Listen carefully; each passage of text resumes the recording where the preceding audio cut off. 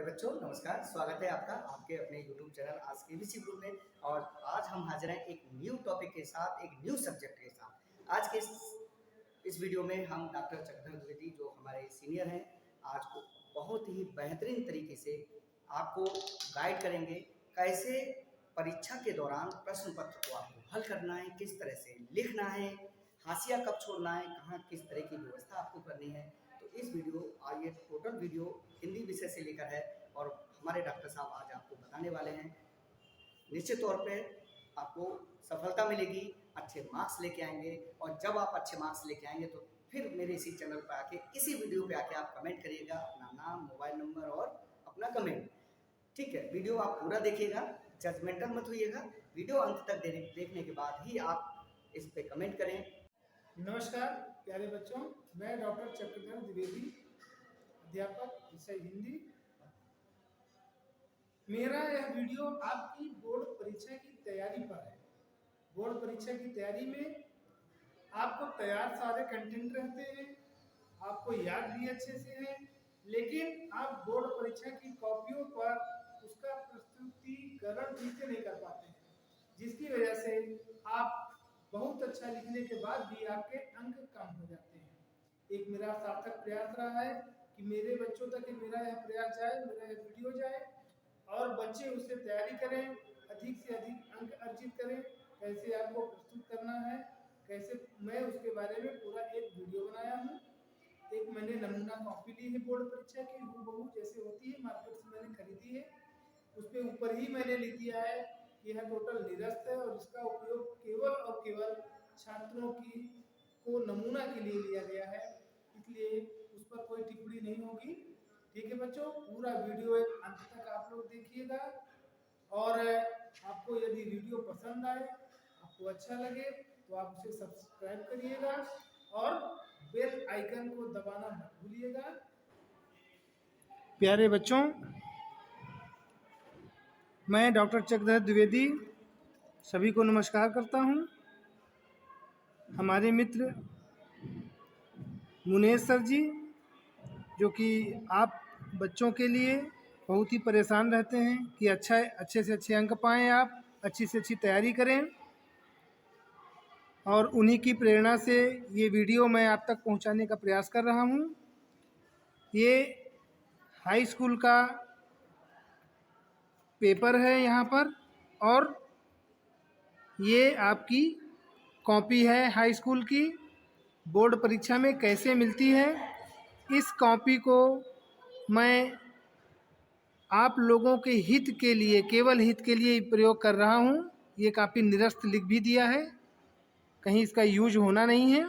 ठीक है बच्चों, अधिक समय न खराब करते हुए हम सीधे अपने टॉपिक पे आते हैं कि बोर्ड परीक्षा में कैसे आप अच्छे अंक पा सकते हैं, कैसे आप अपने लेखन की प्रस्तुति कर सकते हैं कि आप अच्छा से अच्छा आप अच्छे से अच्छे अंक अर्जित कर सकें। देखिए, एक नमूना पेपर भी मैं आपके लिए लेके आया हूँ पिछले साल का, और कई साल पुरानी कॉपी बाज़ार में भी मिल जाती है रफ के लिए, तो मैं वहाँ से इसको ले आया हूँ आपके लिए। हम चलते हैं। देखिए बच्चों, प्रश्न पत्र में जो आता है वो कैसे आता है। देखिए, ये आपका पेपर है, पहले तो आपको प्रश्न पत्र मिल जाएगा। ठीक है, प्रश्न पत्र में आप पहले का देखिए उत्तर आता है ना, निर्देश के साथ आपको पढ़ने हैं। अभ्यास आप किए रहेंगे तो आप अच्छे अंक पाएंगे। हिंदी साहित्य के इतिहास से संबंधित पहला और दूसरा प्रश्न होता है, 10 अंक का होता है। पहले में क ख ग घ अंगा करके एक एक अंक के 5 अंक होते हैं, और दूसरे में 3 प्रश्न होते हैं, 1 नंबर, 2 और 2 करके, क ख ग। ठीक है, अब हम देखते हैं। जैसे प्रश्न पत्र आपको मिल गया, आपने पेपर को पढ़ा, पढ़ने के बाद देखा आपने कि पहले के का में पूछ रहा है निम्नलिखित प्रश्नों में से कोई एक कथन सही है, उसे पहचान कर लिखिए। 4 प्रश्न यहाँ पे दिए गए हैं। आप वहाँ पे बहुत सारी गलतियाँ करते हो, लेखन में भी, प्रस्तुतिकरण में भी, जो कि आपके अंकों को नकारात्मकता देती है, अर्थात आपके अंक कम हो जाते हैं। आपको आ रहा है, याद है, लेकिन वहाँ पे आपके अंक कम हो जाते हैं। देखिए, तो आपको सर्वप्रथम इस कॉपी को जैसे आपको मिली है ये, आप दोनों तरफ से इसको मोड़ लेंगे। मैं आपको एक बार मोड़ के दिखा दूं। देखिए, इधर से आप पकड़िए दोनों को बराबर,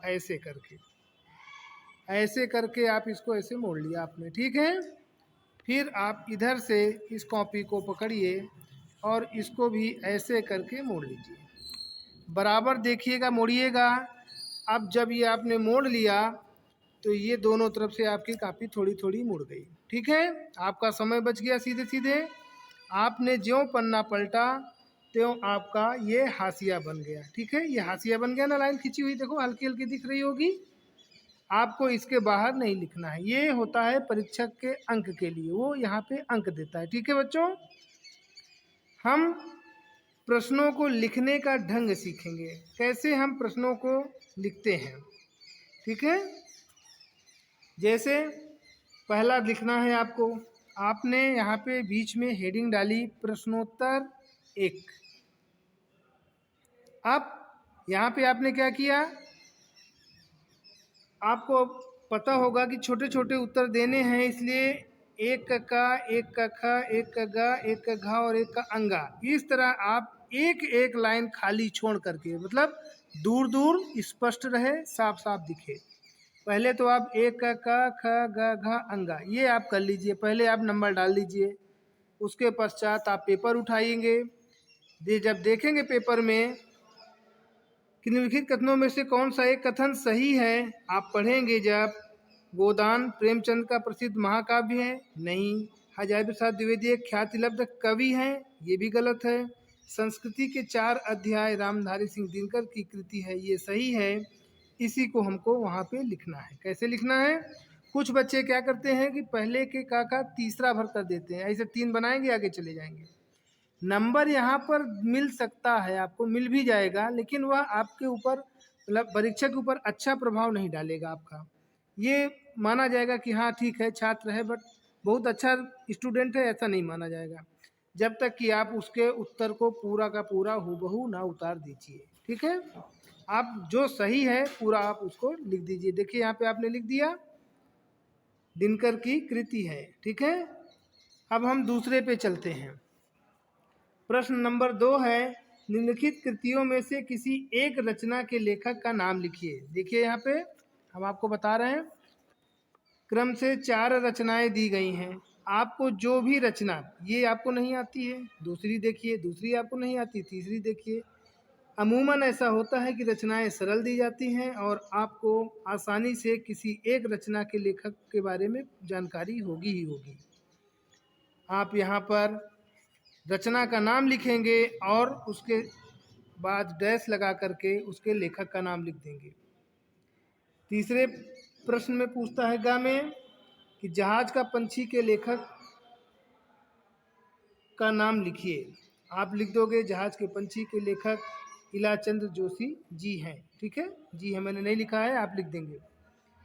इसी तरह सरस्वती पत्रिका के संपादक का नाम महावीर प्रसाद द्विवेदी, और शुक्लोत्तर युग के किसी एक लेखक का नाम लिखिए रामधारी सिंह दिनकर, या बहुत सारे हैं, आप किसी एक को के बारे में लिख देंगे। ध्यान देने बात योग्य यहाँ पे बच्चों ये है कि जब एक का आप लिखते हो तो आप कभी कभी जैसे नंबर आ गया तो क्या करते हो आप, गड़बड़ी कहाँ करते हो आप, गड़बड़ी करते हो कि आप नंबर यहाँ पे डालते हो ऐसे, एक का और या एक यहाँ लिखते हो, का यहाँ लिखते हो, तब लिखना शुरू करते हो। इस तरह में आपका टेढ़ा मेढ़ा हो जाता है, ठीक। ये उसी के सामने आप लिखिए। दूसरी गलती क्या करते हो आप करते हो ऐसे ऐसे ऐसे ऐसे ऐसे ऐसे। ये सब इतनी नौटंकी करने की जरूरत नहीं है। स्पष्टता होनी चाहिए, सरलता होनी चाहिए, सहजता होनी चाहिए, ठीक है ना प्यारे बच्चों। अब हम प्रश्न नंबर 2 पे चलेंगे।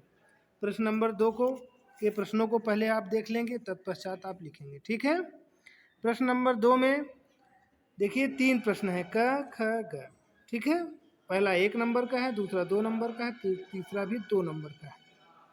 पहले में पूछ रहा है रीति मुक्त कवियों में से किसी एक कवि का नाम लिखना है आपको। प्रगतिवादी काव्य की 2 विशेषताएं बतलानी है।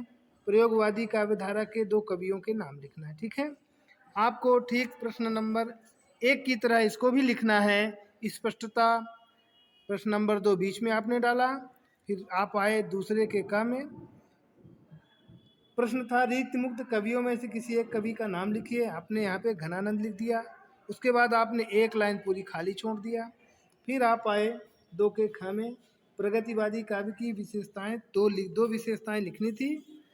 आपने 2 विशेषताएं लिखा है। शोषकों के प्रति विद्रोह और शोषितों के प्रति सहानुभूति। फिर आपके हैं दूसरे के ग में प्रयोगवादी काव्यधारा के 2 कवियों के नाम लिखना था। पहला और दूसरा हमने लिख दिया। ठीक है, 2 लाइन 1 लाइन जहाँ पे जैसे लगे। कुल मिलाकर के पूरे पेज में आप देखिए, पूरे पेज में हमको 2 प्रश्न ही करने थे, पहला और दूसरा। मैं आपको दिखा दे रहा हूँ फिर से। ये पहला है और आपका ये दूसरा है। ठीक है, एक पेज में आपके ये 2 ही प्रश्न आएंगे। इतनी स्पष्टता आपको परीक्षा में रखनी ही है। क्लियरिटी रहे, अंक आपको बराबर आपको यहाँ पे एग्जामिनर देता चला जाएगा। ठीक है, अब हम प्रश्न नंबर 3 की ओर चलते हैं, जो कि गद्य खंड से संबंधित है आपके। ठीक है, हमने कॉपी मोड़ी थी, याद है आपको। ये आपका हाशिया बना हुआ है। यहाँ पे देखिए छोटी सी थोड़ी सी सिल्कन दिख रही है ना, मुड़ा मुड़ा था। ये आपकी लाइन खींची हुई है, हाशिया है आपका ये। ठीक है, देखिए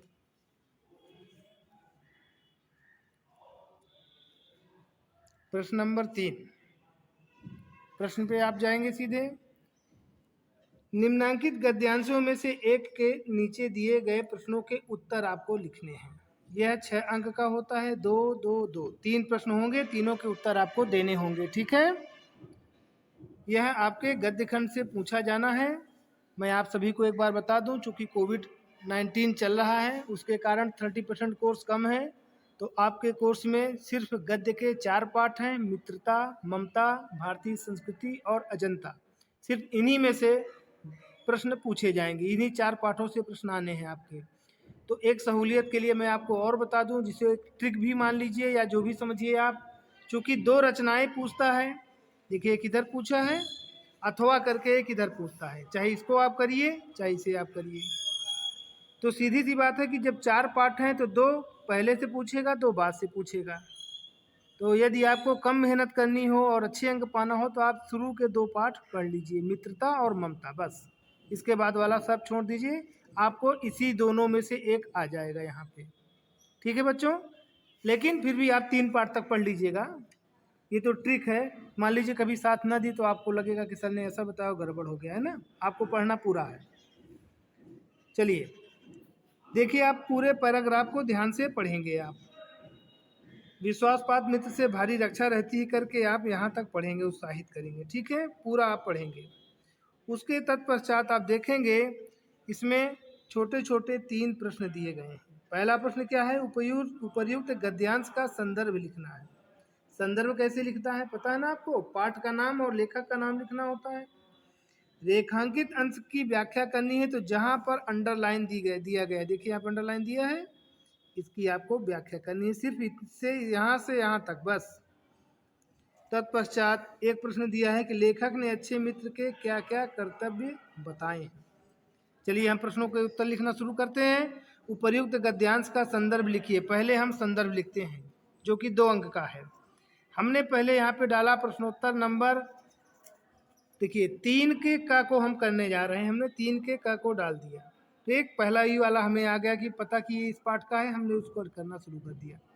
संकेत हम डालते हैं, विश्वासपात्र मित्र से कहाँ तक करना है? उत्साहित करेंगे तक हम आ गए। ठीक है, चलिए संदर्भ हम लिखते हैं, हेडिंग डालते हैं।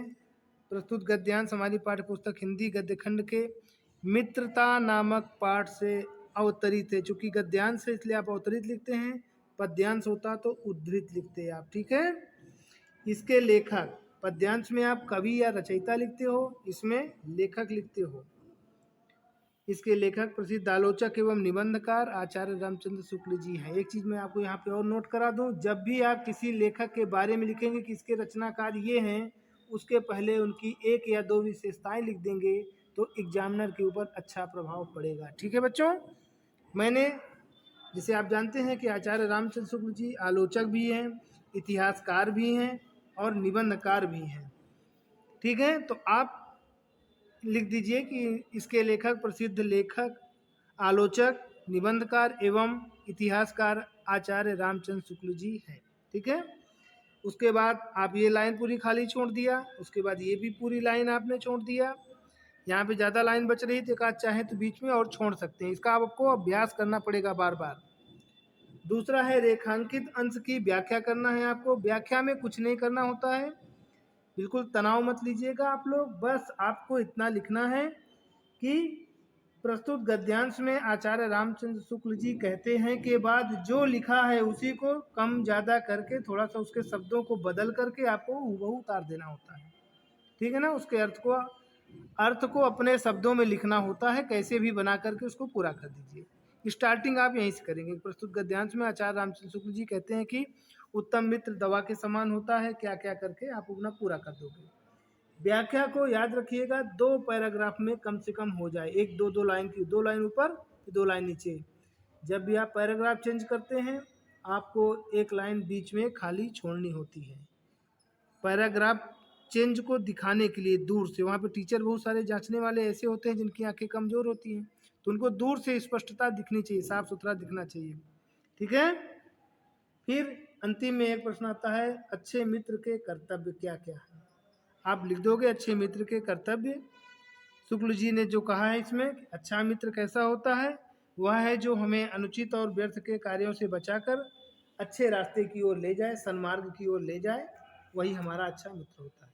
आप जब इस पैराग्राफ को पढ़ोगे तो आपको देखिए लिखा है ना, दोषों त्रुटियों से हमें बचाएंगे, हमें सत्य, पवित्रता और मर्यादा के प्रेम को पुष्ट करेंगे, जब हम कुमार्ग पर पैर रखेंगे तब वे हमें सचेत करेंगे, और हम हतोत्साहित होंगे तब वे हमें उत्साहित करेंगे। ये अच्छे मित्रों के कार्य होते हैं। ठीक है ना, तो यहाँ पर आप उसके बारे में लिख लेंगे। ठीक है, मित्र के अच्छे कर्तव्य क्या होते हैं ये आप लिखिए। 2 2 2 6 खत्म, क्रैश हो गया ये प्रश्न।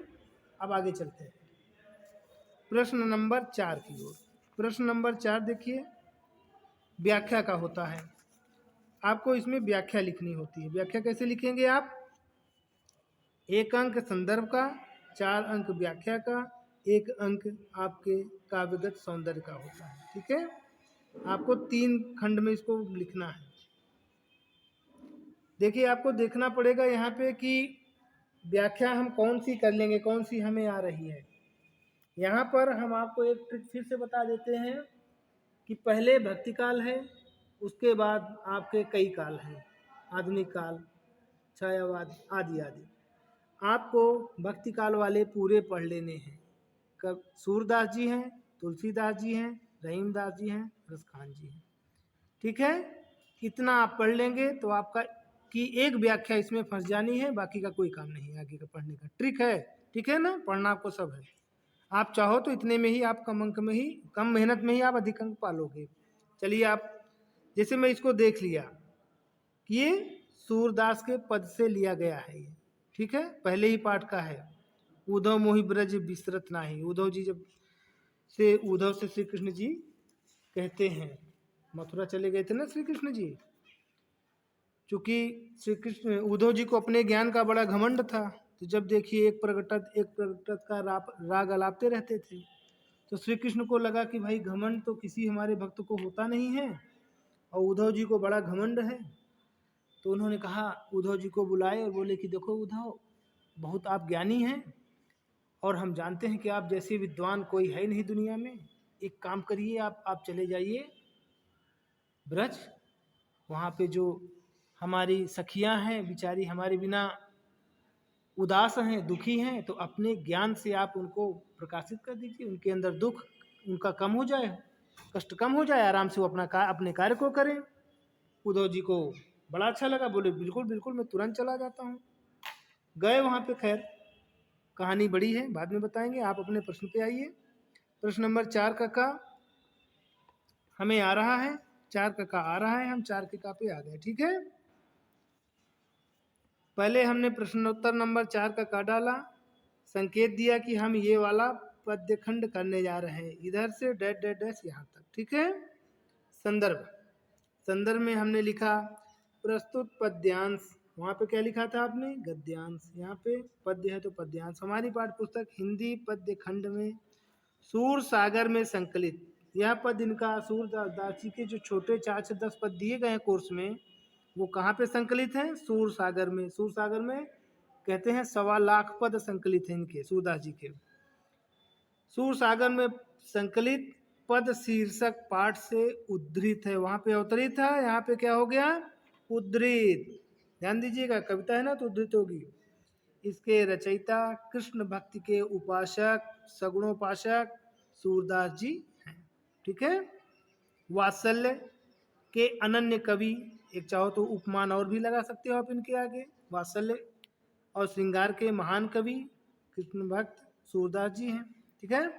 प्रसंग में आप लिखोगे कि प्रस्तुत पद्यांश में प्रसंग वो लिखा जाता है बच्चों कि किसके बारे में यहाँ पे बता रहे। जैसे आप एप्लीकेशन लिखते हो ना तो ऊपर विषय में एक लाइन लिख देते हो, 2 दिन के अवकाश के संबंध में, मतलब समरी समझ में आ जाती है किसके बारे में है, फिर आप डिटेल देते हो नीचे। ठीक वैसे ही व्याख्या में भी आपको करना है। संदर्भ में प्रसंग में आप लिखोगे प्रस्तुत पद्यांश में सूरदास जी ने श्री कृष्ण की मनोदशा का चित्रण किया है।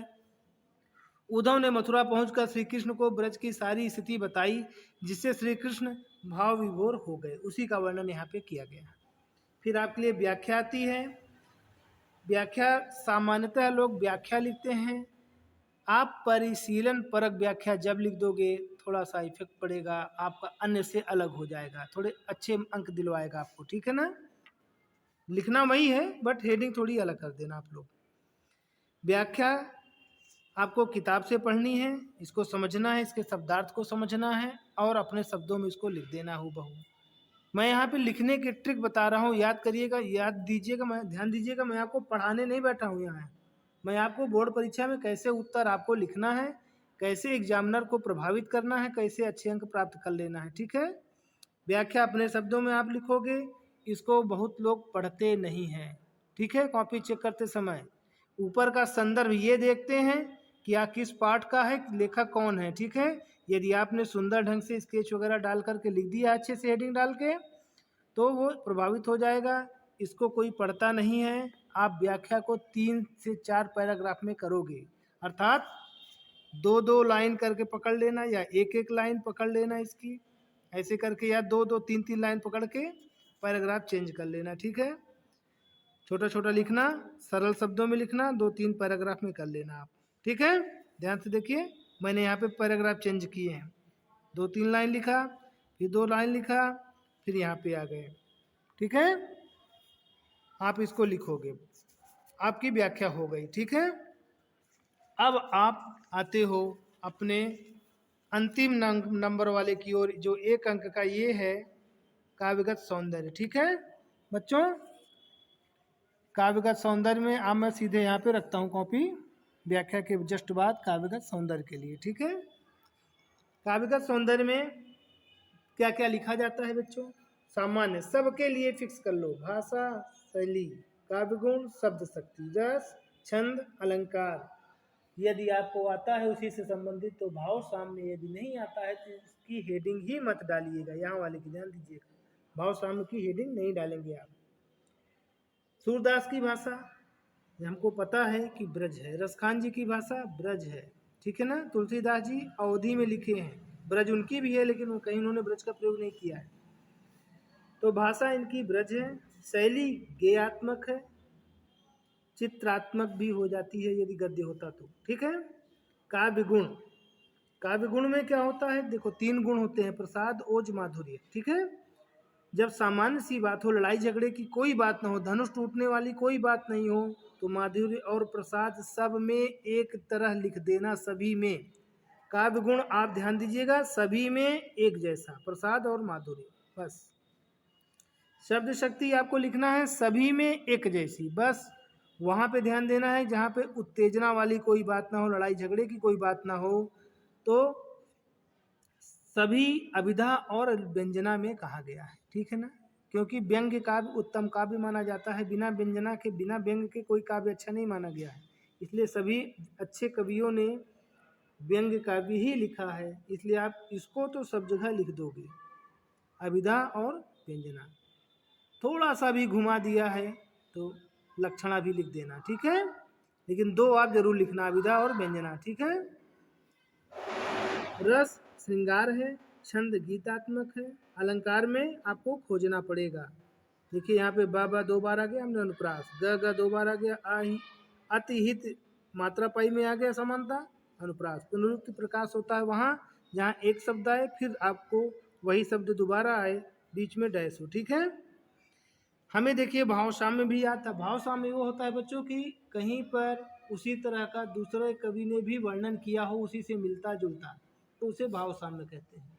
इसके लिए अतिरिक्त पढ़ना होता है, आपके पास समय कम है, मिल जाए तो लिख दीजिएगा, नहीं मिल जाए तो कोई बात नहीं, ठीक है। इस तरह आपका काव्य का सौंदर्य लिखाएगा, आपको अच्छे से अच्छे अंक मिलेंगे आपको, ठीक है।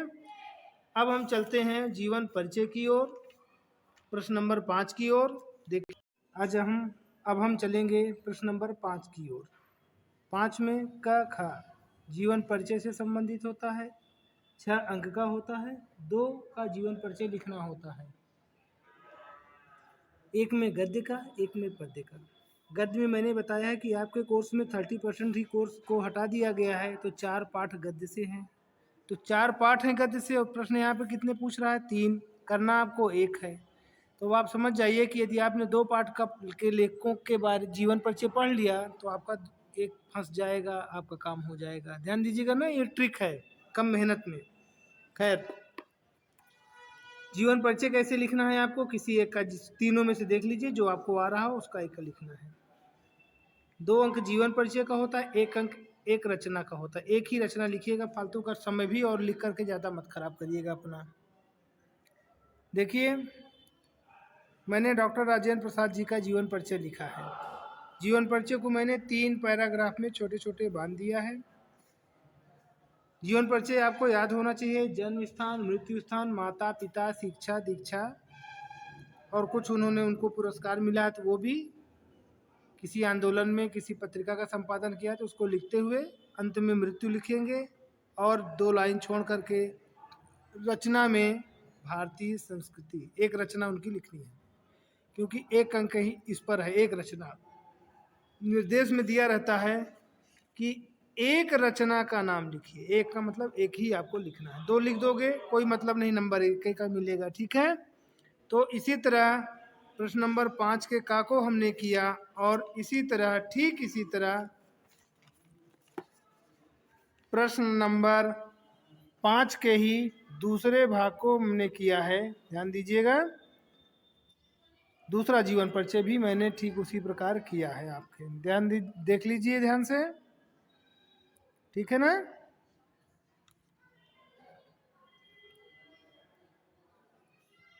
बिहारी लाल जी का जीवन परिचय लिखा हमने, जन्म मृत्यु संक्षेप में यहाँ पे लिख दिया, 3 पैराग्राफ में इसको भी मैंने लिखा, मृत्यु लिखा, और उनकी एक छोटी सी एक रचना हमने लिख दिया। 1 अंक यहाँ पे, 2 अंक आपको इस पे, कुल मिलाकर के आपको 1 पेज में ही जीवन परिचय लिख देना है, 1 पेज में ही, वो भी आराम से साफ सुथरा, पैराग्राफ चेंज करते हुए, लाइन छोड़ते हुए 1 पेज में आपका आ जाए, ठीक है बच्चों।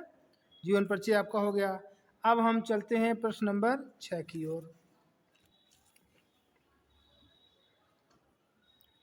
ठीक है।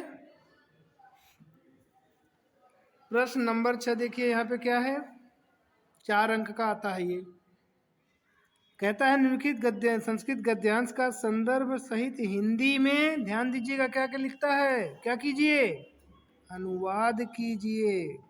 व्याख्या नहीं लिखनी आती है संस्कृत वाले पोर्शन की, बच्चे क्या करते हैं, व्याख्या लिख देते हैं। 1 लाइन में आपको संदर्भ लिखना है, और उसके बाद व्याख्या लिखनी है, ठीक है। ध्यान दिया आपने, व्याख्या नहीं लिखनी है, अनुवाद करना है, बार बार बता रहे हैं। आप देखिए यहाँ पे 6 में 2 आते हैं, ये अथवा, यहाँ पे देखिए एक श्लोक आएगा अरे और एक गद्य, चाहे आप श्लोक करिए चाहे गद्य, जो आपको याद हो। हमें गद्य याद था। गद्य में चूंकि संस्कृत में कोई लेखक नहीं है, सिर्फ पाठ का नाम लिखना है आपको बस। प्रस्तुत गद्यांश हमारी पाठ्य पुस्तक हिंदी संस्कृत खंड में संकलित वाराणसी नामक पाठ से अवतरित है। चूंकि गद्यांश था इसलिए अवतरित है, पद्यांश होता श्लोक होता तो उद्धृत कर देते। यहाँ पे हेडिंग देखिए, हमने अनुवाद लिखा है, क्योंकि वो अनुवाद करने के लिए कह रहा था। बहुत से बच्चे यहाँ पे व्याख्या लिख देते हैं और अंत में नंबर यहीं पे कट जाता है। अनुवाद कह रहा है तो अनुवाद आपको ट्रांसलेशन लिख देना है, जो गद्य का है हू बहू इसका अर्थ उतार देना है बस, अपने से कुछ नहीं लिखना है। यदि आपको इसके अतिरिक्त कुछ भी लिखना है, मैं भी लिखना है, तो उसे ब्रैकेट में आप लिखेंगे, ठीक है। आप हू बहू ऐसे लिखेंगे इसको, ठीक है बच्चों। अच्छा हो गया। साथ में आइए, साथ में प्रश्नोत्तर होता है। एक पेज में आपने इसको लिख दिया, संदर्भ और अनुवाद। प्रश्न नंबर 6 आपका कंप्लीट हो गया, ठीक है। अब चलिए आगे। हाँ प्यारे बच्चों, अब हम प्रश्न नंबर 7 की ओर चलेंगे। प्रश्न नंबर 7 में देखिए क्या है। अपनी पाठ्य पुस्तक से कंठस्थ मतलब याद किया हुआ कोई एक श्लोक आपको लिखना है। संस्कृत का श्लोक लिखना होता है, ठीक है ना, जो इस प्रश्न पत्र में ना आया हो। एक श्लोक लिखना है आपको, 2 याद करना होता है। 2 क्यों याद करना होता है? क्योंकि जो मान लीजिए आपने याद किया हो और ऊपर वाले में व्याख्या के लिए आ जाएगा और वही आपको याद था अकेले, यदि उसको आप लिख दोगे तो आपके अंक कट जाएंगे। इसलिए आपको 2 याद रखना है। एक ऊपर वाला में कोई ना कोई पूछेगा, आपको एक यहाँ के लिए आपको एक याद रखना है, ठीक है ना, कंफ्यूज मत होइएगा। 2 अंक का होता है, 2 लाइन का श्लोक आपको लिख देना है। हमें 2 लाइन का श्लोक ये वाला याद था, मैंने इसको लिख दिया। वंदनम मरणम वापि जयो वापि पराजय, ठीक है। प्रश्नोत्तर नंबर 7 डाला, श्लोक डाला, 2 लाइन की लाइन छोड़ी। अब हम आ गए प्रश्न नंबर 7 के ख में। 7 का ख देखिए क्या कह रहा है। 2 प्रश्नों के उत्तर देना है संस्कृत में, ठीक है। एक अंक के हैं, 4 प्रश्न दिए हैं, 2 आपको देने हैं। संस्कृत परिचयिका वाले पोर्शन से पूछता है, वहीं से आपको पढ़ना है, ठीक है, वहीं से आपको याद करना है। जो पाठ है, वाराणसी कस्य संगम स्थली अस्ति विविध धर्माणाम संगम स्थली वीरः वीरेण पूज्यते, ठीक है। हमने देखिए यहाँ पे इसको लिखा, एक लाइन छोड़े, पहले का उत्तर दिया, फिर एक लाइन छोड़ा, दूसरे का उत्तर दिखा हमने, साफ सुथरा। यहाँ पे 2 अंक इसमें, 2 अंक इसमें, आपको 4 अंक यहाँ से मिल जाएंगे, ठीक है। अब आप आइए व्याकरण पोर्शन में, जिसे हम कहते हैं रस छंद अलंकार की ओर। प्रश्न नंबर 8। प्रश्न नंबर 8 में आप देखिए, रस, अलंकार और छंद, 2 रस है, 2 अलंकार है, 2 छंद है। अलंकार आपके कोर्स में 3 है, ठीक है। आपको 2 याद, इसमें 2 याद कर लीजिएगा, इसमें 1 और इसमें 1, आपका काम बन जाएगा। 2-2 अंक के लिखने हैं ऐसे। उसको भी स्पष्टता के साथ प्रश्नोत्तर नंबर 8 के कहा, एक रस की आप परिभाषा लिखेंगे और ठीक उसका उदाहरण लिख देंगे, बस आपका काम हो जाएगा। इससे ज़्यादा आपको कुछ नहीं करना है, परिभाषा और उदाहरण, ठीक है। अब हम प्रश्न नंबर 8 के ख की ओर चलते हैं। प्यारे बच्चों देखिए, अब हम प्रश्न 8 के ख में आ गए। एक अलंकार और की परिभाषा और उसका उदाहरण लिखना था। हमने अलंकार का लक्षण लिखा यहाँ पे, रूपक अलंकार का, और उसका उदाहरण यहाँ पे दे दिया, बस आपको इतने का ही काम है। 2 अंक आपको मिल जाएंगे। फिर प्रश्नोत्तर नंबर 8 के ग में गए। हमें छंद और उसके लक्षण के बारे में लिखना था और एक उदाहरण देना था। देखिए, सोलठा छंद हमें याद था, 13-11 13-11 मैंने पहले ही लिख दिया। आप लिखोगे इसकी परिभाषा। यहाँ पे ध्यान दीजिएगा, क्योंकि मेरे पास एक ही कॉपी है, ज़्यादा नहीं थी, नहीं तो मैं इसको 4 लाइन में इसी को लिखता, 1 लाइन 2 लाइन, इसको यहाँ पे लिखता, चौथी को यहाँ पे लिखता, ठीक है। क्योंकि मुझे एक ही कॉपी में आपके 12 प्रश्न कर देना था, मेरे पास जगह कम थी, फिर भी स्पष्टता रखी है मैंने। यहाँ पे जो आप लिखेंगे उदाहरण, उसके ऊपर आपको मात्रा लगा के दिखाना है। यहाँ पे आप गलती भी कर दो कोई बात नहीं, लेकिन सोलठा में याद रखिएगा कि पहले लाइन में 11, दूसरे में 13, फिर तीसरे में 11, चौथे में 13 होता है। तो यहाँ पे 11-11 13-13 मात्राएं भी लिख दीजिएगा। ऐसे देखिए, ऐसे यहाँ पे मात्राएं लिख दीजिएगा, आपको पूरे अंक मिल जाएंगे, ठीक है। आप जो है, हम प्रश्न नंबर 9 की ओर चलेंगे। देखिए बच्चों, प्रश्न नंबर 9 में उपसर्ग, प्रत्यय, समास, तद्भव, तत्सम, शुद्ध, अशुद्ध, पर्यायवाची, ये सब शब्द आते हैं। आपको इसे लिखना है। आपको देखिए प्रश्न नंबर 9 के का में उपसर्ग 3 आने हैं, 3 आपको लिखने हैं, दिए कई रहते हैं। आप जब हिंदी की किताब खोलेंगे ना, पीछे साइड में देखिएगा उपसर्ग 8-9 से ज़्यादा दिए नहीं है। उतना ही कोर्स में आपके है, उतना ही आपको याद कर लेना है। एक एक शब्द इसी में लगा के लिख देना है। उपसर्ग में पहले होता है और प्रत्यय में बाद में लगते हैं, ठीक है। हमने आदि चुना, अनु चुना, अप चुना। अधि से बना अधिभार, अनु लगा दिया था, अनुचर याद आ गया था मुझे शब्द अपमान। तो पहले वाले में याद दीजिएगा 9 के का में 3 है, बाकी सब में 2-2 करना है। तो यहाँ पे 3 अंक, यहाँ पे 2, पढ़ाई, प्रत्यय। इसी तरह आपको समास, समास में ध्यान दीजिएगा।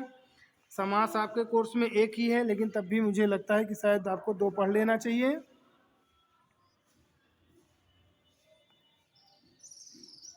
वहाँ पे ये दिया रहेगा समास, जैसे दिया है ना, देखिए कह रहा है कि समास विग्रह करिए और समास के नाम लिखिए, 2 में से 2 का, कोई इतने में से किसी 2 का। तो आपको ये लिख देना है जो आपको आ रहा है। समास विग्रह आपको यहाँ पे करना है और डैश करके समास का नाम लिख देना है, फिर एक लाइन छोड़ना है, फिर आपको ऐसे लिख देना है। 9 के क ख ग घ अंगा एक ही पेज में सारे प्रश्न हो जाएंगे, इसलिए एक पेज में आपको 9 वाले पूरे कर देने हैं। 11 अंक का होगा, ये 3 ऊपर का होगा, बाकी सब 2-2 अंक के होंगे। तो ठीक, 2 चौका 3 11, ठीक है, आपका हो गया। प्यारे बच्चों, 9 आपका हो गया। देखिए अब हम आपको प्रश्न नंबर 10 की ओर ले चल रहे हैं। 10 में क्या है? संधि है, रूप है, ये आपको लिखना होता है, ठीक है। संधि में 2 की संधि करना है। गुण और वृद्धि 2 संधियां आपके कोर्स में है। इस साल तो खैर अकेले एक गुण संधि रह गई है कोर्स में की वृद्धि, ध्यान नहीं आ रहा मुझे, देख लीजिएगा। वृद्धि यण और वृद्धि 2 ही संधियां हैं आप में, ठीक है, आप देख लीजिए, कोई एक कर लीजिएगा। तो जैसे मैं आपने अभी तक के प्रश्नों को किया है वैसे ही यहाँ पे शब्द लिखिएगा, संधि विच्छेद करिएगा, संधि का नाम, जैसे समास में किया वैसे इसमें भी ठीक उसी तरह। रूप लिखना है, षष्ठी विभक्ति बहुवचन मत या फल का, तो जो आपको आ रहा हो इनमें से, ठीक है, दोनों में से, एक इसका और एक इसका। षष्ठी विभक्ति बहुवचन, एक षष्ठी विभक्ति बहुवचन, ऐसे लिख दीजिए, खत्म, ठीक है। इसी तरह आपका एक पेज में प्रश्न नंबर 10 वाले क ख ग घ 4 आते हैं, इसमें 6 2-2 अंक के होते हैं। इसको आप चारों ठीक उसी तरह जैसे अभी तक हमने बताया है प्रश्न नंबर 9 को, वैसे ही एक पेज में प्रश्न नंबर 10 को भी आप समाप्त कर देंगे। अब आप चलते हैं प्रश्न नंबर 11 की ओर। प्रश्न नंबर 11 देखिए क्या है, 6 अंक का है। इसमें क्या आता है? इसमें निबंध आते हैं। निबंध लिखने के लिए आपको 4 से 10 निबंध को सामान्यतया पढ़ना होगा। शब्द सीमा बहुत नहीं होगी, आपको 1.5 पेज के आसपास का निबंध लिखना है। पेज समझ रहे हैं ना आप? जैसे एक पेज ये और पीछे एक पेज और, बस एक पन्ना हो गया आपका। एक पन्ने में आपका काम खत्म हो जाना चाहिए, इससे ज़्यादा नहीं लिखिएगा, समय भी ज़्यादा नहीं रहेगा। राइटिंग बना के खूब लिखिएगा। निबंध के लिए एक चीज़ मैं बता दूं कि ज्वलंत समस्याएं, पर्यावरण, दहेज प्रथा, बेरोजगारी, जनसंख्या, सदाचार, मेरा कोई प्रमुख त्यौहार, मेरी कोई किताब प्रमुख, यदि मैं प्रधानमंत्री होता, अनुशासन, सदाचार, ये सब कुछ महत्वपूर्ण है। इस पे आप 2-4-6 निबंधों का अध्ययन कर लेंगे तो आपका काम बन जाएगा, ठीक है। 3 खंड में बांट के निबंध को लिखना है आपको। प्रारंभ, मध्य और लास्ट में उपसंहार, जिसको कहते हैं प्रस्तावना, मध्य और लास्ट में कंक्लूजन के साथ आप अपनी बात पूरी कर देंगे। फिर आप आएंगे प्रश्न नंबर 12 में। चूँकि प्रयागराज से मैं हूँ, मैं प्रयागराज से बिलोंग करता हूँ, इसलिए हमारे यहाँ अग्र पूजा खंड का भी चलता है। ये आप लोगों में, चूँकि ये सबके लिए बना है, तो किसके यहाँ क्या चलता है मुझे नहीं पता है, बट हमारे प्रयागराज में अग्र पूजा खंड का भी चलता है। अग्र पूजा खंड का में हमें एक काम करना होता है, श्री कृष्ण का चरित्र चित्रण लिखना होता है। ठीक है, यहाँ पे देखिए, ये हमारे प्रयागराज के लिए है। ठीक है, प्रयागराज या कुछ और जिलों के लिए है, कुछ और जिलों के लिए है ये अगर पूजा। अगर पूजा 3 अंक के प्रश्न आते हैं इसमें। मैं आपको ट्रिक बता दूं, आपको सिर्फ और सिर्फ एक प्रश्न पढ़ना है। आपको पढ़ना है श्री कृष्ण का चरित्र चित्रण, बस आपको सिर्फ श्री कृष्ण के चरित्र चित्रण पढ़ना है। वहाँ पे यह प्रश्न हर साल आता है, घुमा घुमा के पूछता है। एक पेज में आपको लिखना है, ठीक है ना। प्रश्न नंबर 12 डालना है, श्री कृष्ण का चरित्र चित्रण। जिस ढंग से ये पूछ रहा है, कह रहा है कि अगर पूजा के नायक का चरित्र चित्रण कीजिए, तो आप लिख दीजिए कि अगर पूजा के नायक का चरित्र चित्रण। आपको पता होना चाहिए कि अगर पूजा के मेन नायक श्री कृष्ण ही हैं, तो कुल मिलाकर के श्री कृष्ण का चरित्र चित्रण ही तरह तरह से घुमा घुमा के आता है हर साल। आपको एक प्रश्न पढ़ना है और 3 अंक का आपका बन जाना है काम। एक पेज में आपको इसको लिख देना है। इस प्रकार प्यारे बच्चों, आपके 12 प्रश्न हमने क्रैश कर दिए, क्रैक हो गए। आपको अच्छे अंक दिलाएंगे। एक बार रिवीजन करके देख लेना है आपको कि कोई छूटा तो नहीं है। छूटा है तो उसको लास्ट में लिख के आप खत्म कर सकते हैं। ठीक है बच्चों, प्यारे बच्चों, इस तरह से मैंने प्रयास किया कि आपको अच्छे ढंग से समझा सकूं। आपको यहाँ पर यदि कोई और समस्या होती है तो आप कमेंट करके आप हमें बताएंगे। निबंध और प्रश्न नंबर 10, निबंध और अग्र पूजा जो खंड काव्य है उससे संबंधित 3 प्रश्न हैं। हालांकि लिखने का ढंग बता दिया है, फिर भी मैं आपको अगले वीडियो में इसको बता दूंगा। ठीक है बच्चों, धन्यवाद आज की कक्षा के लिए। वीडियो अच्छा लगे तो आप लोग लाइक ज़रूर करिएगा, ठीक है, सब्सक्राइब करिएगा और बेल आइकन को ज़रूर दबाइएगा। धन्यवाद प्यारे बच्चों।